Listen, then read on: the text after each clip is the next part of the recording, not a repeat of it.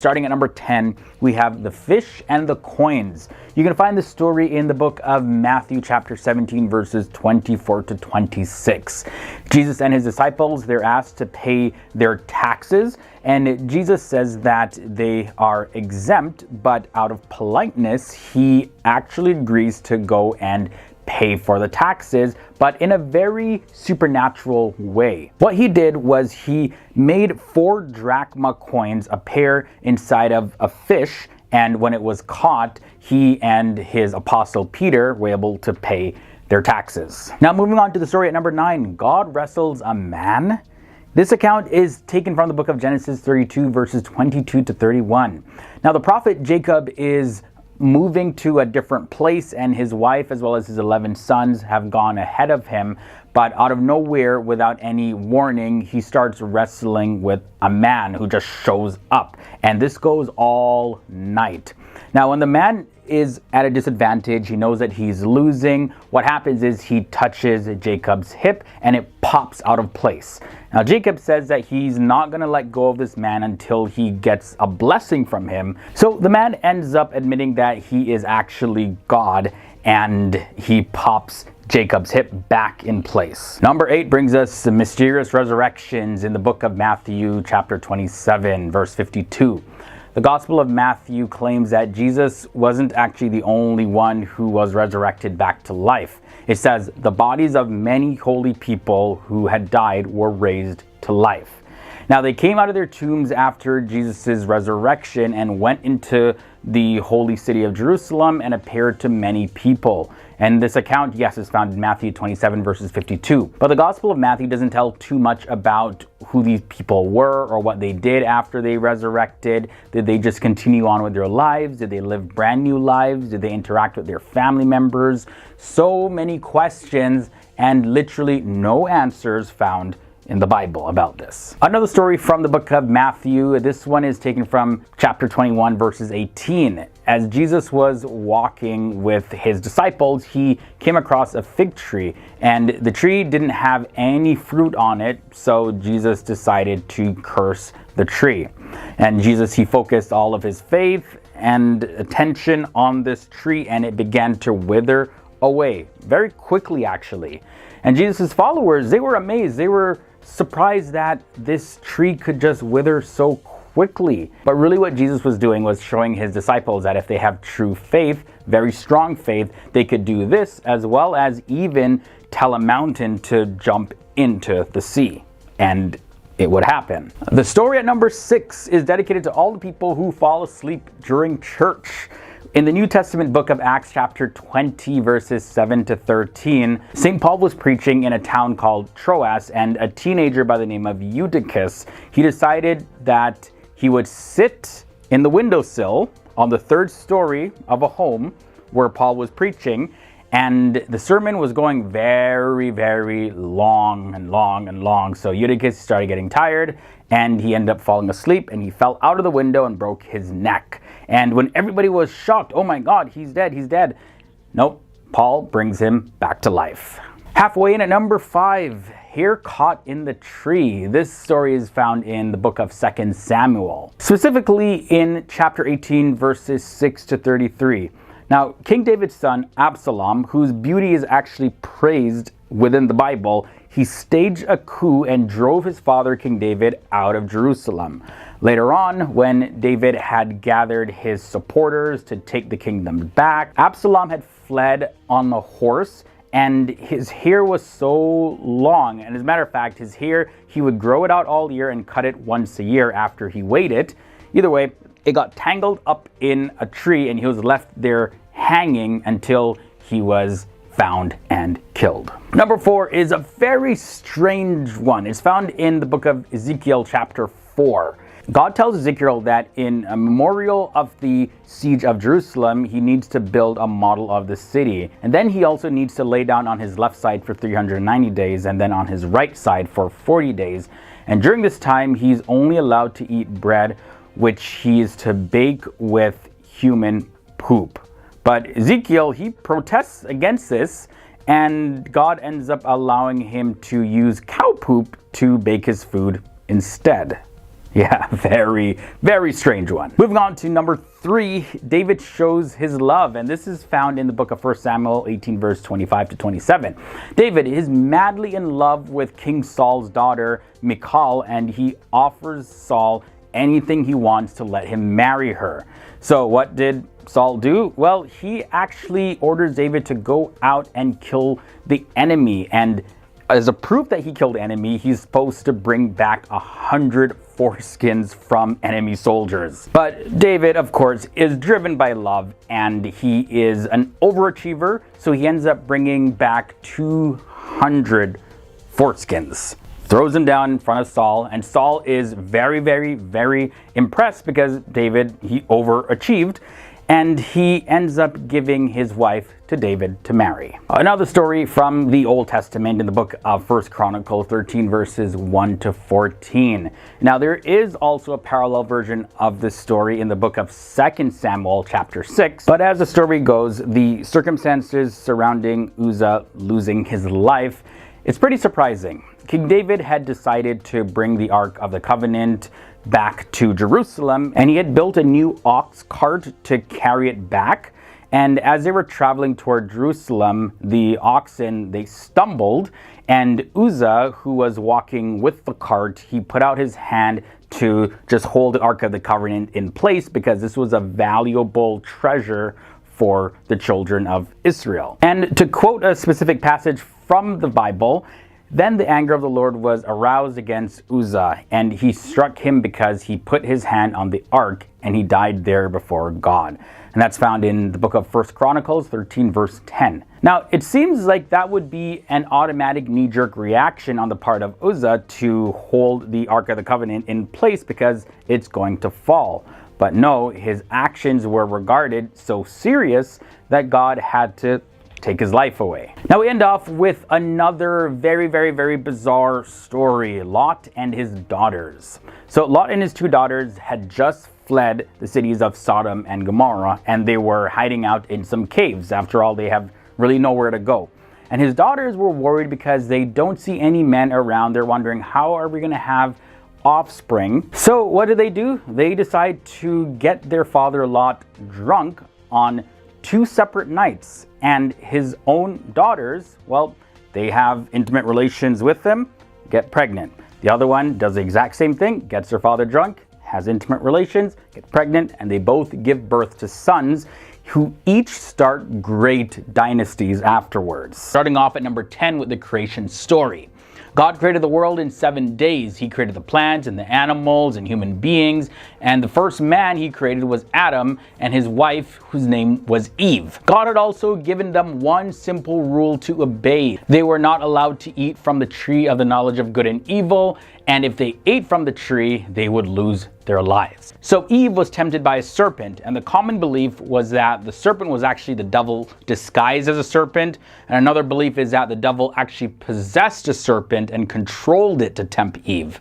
Either way, the temptation was to eat of the fruit of the forbidden tree, and she gave Adam some of the fruit to eat also. So their physical death was not immediate, but their relationship with God changed completely forever, and they were kicked out of their home, which was the Garden of Eden. The story at number 9 is Noah and the Ark. Because people became so corrupt and evil, they listened to that serpent a little too much, God chose to destroy the entire world with a flood. So God chose a man by the name of Noah to be his prophet, and for more than 100 years, Noah and his sons, they built a large boat known as the Ark, and it was big enough for many of the animals on the planet, as well as it was also big enough to fit anyone else who wanted to come on board. However, in the end, only Noah and his family and the animals were on the boat when the flood began. It rained for 40 days and nights, and after the flood, God created a rainbow in the sky as a promise that he would never ever destroy the earth again with a flood. The story at number 8 brings us the Battle of Jericho. After the great leader and prophet Moses had passed away, the ancient Israelites, they were led by a man by the name of Joshua, and his mission was to take the Israelites into the promised land. And their first challenge, though, was to conquer the city of Jericho. This was pretty difficult because the city was surrounded by a massive and heavily fortified wall, and God told Joshua that they would conquer the city, but it had to be done in a certain way. They were to take the city by walking around it. They walked around the city of Jericho once a day for 6 days. And on the 7th day, they walked around the entire city 7 times. But after that, they blew their trumpets and they shouted, and the walls came crumbling down miraculously. David and Goliath come in at number 7.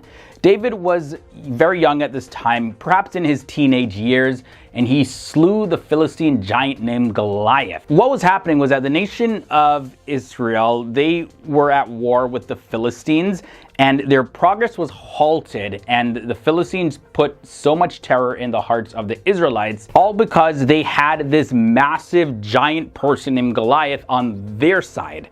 So everybody was afraid of him. Now, David, he was sent to the battlefield to bring some supplies to his brothers. He wasn't even in the Israelite army himself, but he heard Goliath cursing the God of the Israelites. So David got pretty upset and he volunteered to fight Goliath, to everybody's surprise.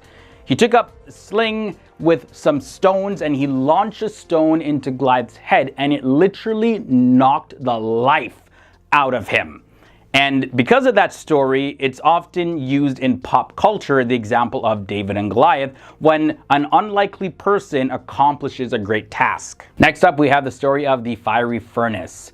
There are these 3 young Israelite men who were taken as captives and were given the Babylonian names of Shadrach, Meshach, and Abednego. And they, along with Daniel, who was renamed Belteshazzar, became high-ranking men in Babylon. Now, the king of Babylon had created a huge statue, and he passed a law that said that anyone who did not bow down and worship the statue would be thrown in the furnace of fire. But Shadrach, Meshach, and Abednego, they were Israelites. They refused to bow down to the statue. That would be breaking their commandment. They only worshiped the true living God.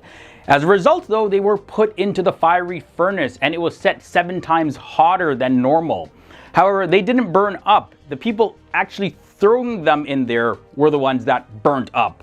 And the Bible says that they actually survived. They were walking around in the fiery furnace, and an appearance of a 4th person showed up inside of the fiery furnace with them. Number 5 brings us Daniel in the lion's den. So Daniel was taken as a captive when he was young, along with the men that I just mentioned, Shadrach, Meshach, and Abednego. But when Daniel was an old man at this time, there was another group of powerful men that wanted him out of the way so that they can take his position. Daniel had a lot of influence on the king, but they didn't like that. They wanted to be the ones that had that major influence. So these group of men, they ended up convincing the king, who happened to like Daniel a lot, to pass a law that said that those who were caught worshiping anyone or anything other than the king would be thrown into the den of lions. So the king signed this in haste. He wasn't even thinking about his close friend Daniel. And of course, Daniel was caught praying to God, so he was thrown in the lion's den. The next day, the king actually went to go check and called out and said, "Daniel, are you alive? Did your God save you?" Daniel was alive, and the king actually got the men that plotted against Daniel to be thrown in the lion's den instead. The story at number 4 is Jonah and the fish. Jonah was a prophet of God who was told to go to a city known as Nineveh to preach to them. And Jonah didn't like the people of Nineveh, so he decided to, go in a different direction. He was like, sorry God, I'm not talking to those people. So he got on a boat, and there was a massive storm that happened, and it was so bad that the sailors on that boat were like, okay, somebody angered the gods or something. And Jonah was like, well, I guess it's my fault that all of this is happening. The storm is so bad, so throw me overboard. So they did that. And while he was in the water, he was swallowed up by a huge fish. And this is commonly referred to as a whale, but it's not specified what type of fish in the Bible. Either way, he was in the fish's belly for 3 days and nights. And he prayed to God and said that he would go to Nineveh to preach. So the whale ended up spitting Jonah on dry land, and he finally went to Nineveh to preach to the people. And to his surprise, the people repented. They accepted God's message, and God spared them from destruction.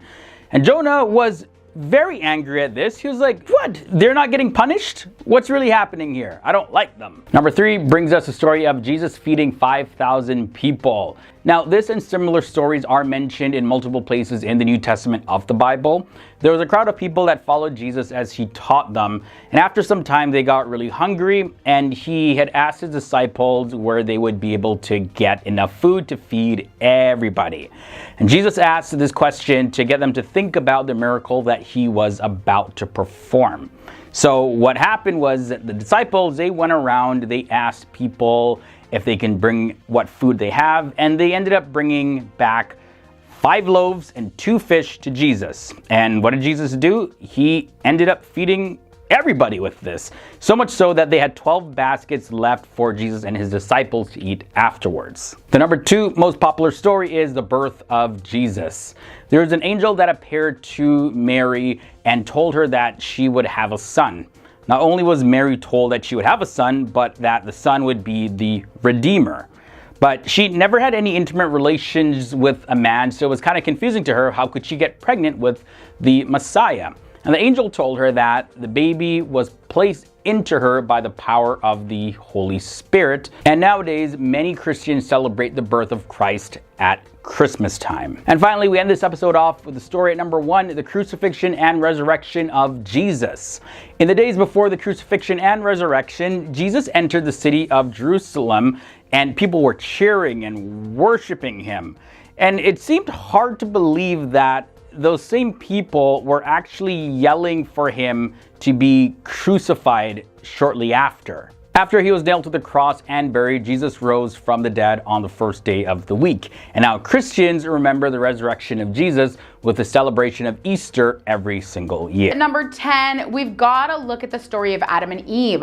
God created the Garden of Eden for Adam and Eve. In the middle of the garden, there was a single tree with fruit that was forbidden to them. Now, thanks to the crafty serpent, aka Satan, Eve and Adam were tricked into ignoring God's command.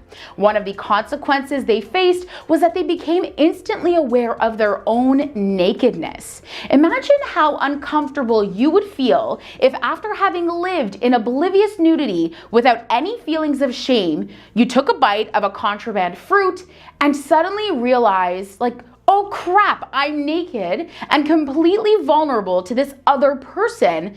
Meanwhile, with a growing feeling of shame about your own body, which was now exposed. Up next, we have the story of the talking donkey.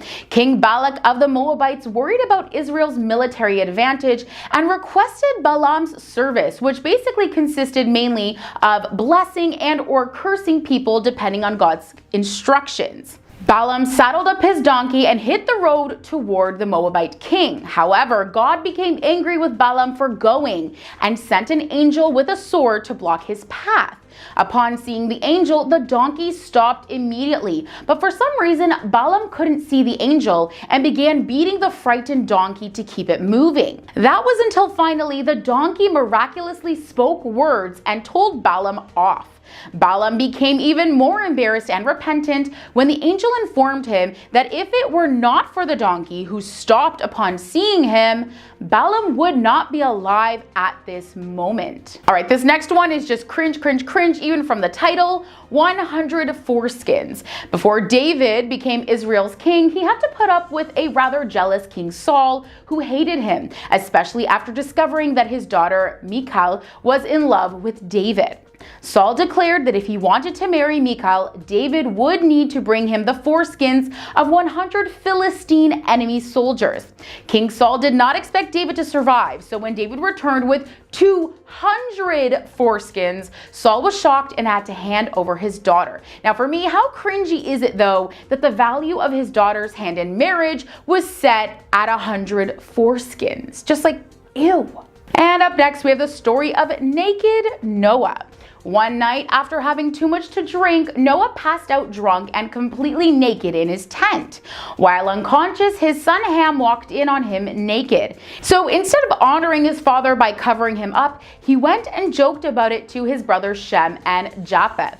They immediately walked backwards into Noah's tent to cover him up, without observing his nakedness. Now, it must have been pretty embarrassing as a father to wake up and hear stories about your son having walked in on you completely naked, and then instead of respectfully covering you, joking about it to everyone else. Up at number 6, we have a story about forced honoring. As a high-ranking official, Haman was offended when a Jew named Mordecai refused to bow to him. To get revenge, Haman tried to convince the king to let him issue a decree that would legalize the termination of all Jews throughout the kingdom. I feel like that's quite a severe overreaction. What Haman didn't realize was that the Queen Esther happened to be a Jew, as well as Mordecai's cousin. In addition, Mordecai was directly responsible for exposing a plot to assassinate the king, so the king wanted to honor him. The king went to Haman for advice about how to honor a man who had pleased the king. Haman, stupidly assuming that he was the one to be honored, came up with a wonderful plan. The king loved the plan so much that he ordered Haman to carry it out, but in honor of Mordecai. Thus, an embarrassed Haman was forced to lead Mordecai, the man he despised, dressed in royal robes and mounted on a royal horse, through the city streets, announcing to everyone that the king approved of Mordecai. And at the halfway point in today's video, we have the story of Jesus' betrayer.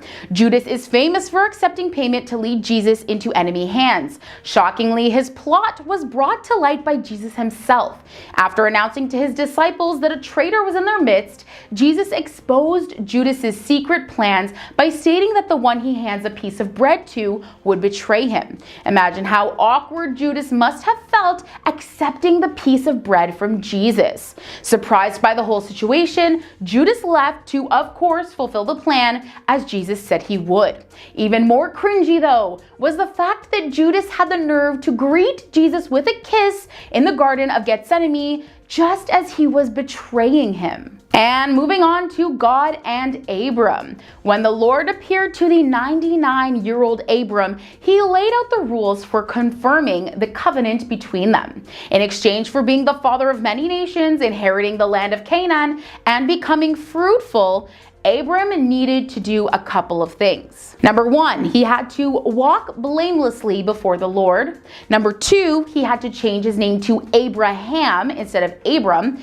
And number 3, this is the kicker, he had to cut off his foreskin. Now, I'm sure that Abram probably wasn't shocked by the idea of changing his name or living an honest life, but undergoing a circumcision, that must have seemed like a pretty random request, not to mention how awkward it must have been for him to do at the age of 99. And up at number 3, we have the story of the unfaithful woman.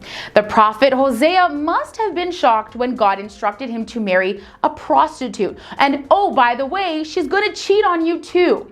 Can you imagine how cringy it must have been to stand there and have to marry a street worker who you already knew was going to cheat on you? But he did it. And just as God said, after bearing 3 children to Hosea, his wife took another lover. In order to show how devoted he was to the people of Israel, God ordered Hosea to show unconditional love to his wife by buying her back from the man she'd been sleeping with. In a way, this is a story of forgiveness, but at the same time, it would also be pretty awkward paying someone to give you back your own wife. Our next story is that of deceiving Jacob. Laban had 2 daughters named Leah and Rachel. Rachel's beauty captivated his nephew Jacob.